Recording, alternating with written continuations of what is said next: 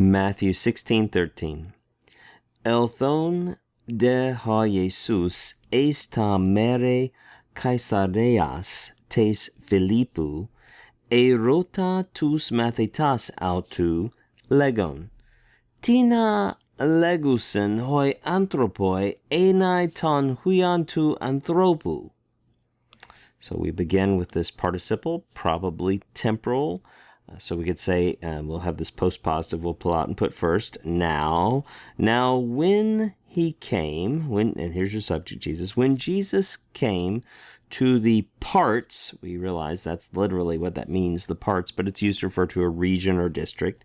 So when, or perhaps after Jesus came to the parts or the region of Caesarea of Philippi, so he's coming to the city of Caesarea, and that's further clarified. We're not talking about Caesarea by the coast, several cities named Caesarea here, named after Caesar, but we're talking about the Caesarea in the region of Philip up to the north. So when Jesus came to this region, he was asking, or perhaps he began to ask, if this is indeed an ingressive form. Some people translate that imperfect ingressively. He began to ask, or he was asking his disciples, saying, we see that pleonastic participle legon introduces direct speech.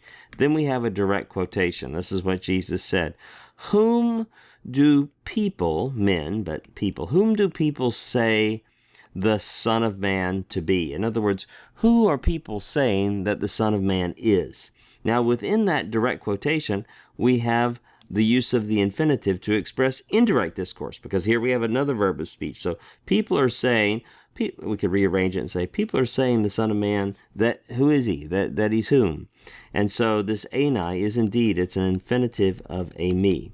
We can still translate it as an infinitive, can't we? If we go real literal there, I'll just do the question again. Notice that is a question word there, tina. Remember, tis is who. This is the accusative form, tina whom. Whom do people say the Son of Man to be? Whom do people say that the Son of Man is? One final thing that we'll look at is that verb erota. I'm expecting a few of you to be struggling with erota. What is the lexical form of that? Well, when a word begins with an eta, when a verb begins with an eta, you say, I bet originally it was an epsilon or an alpha. You're right. This is from erotao, to ask. So that initial vowel has lengthened to be an eta. I'll remind you this is classified as a contract verb because the last letter is a contract vowel. So what happens is we have that imperfect third-person singular ending. Remember your imperfect endings, on, s, and in. And of course, with contract verbs, the movable new's never there.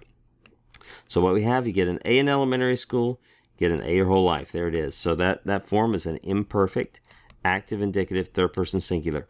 He was asking his disciples.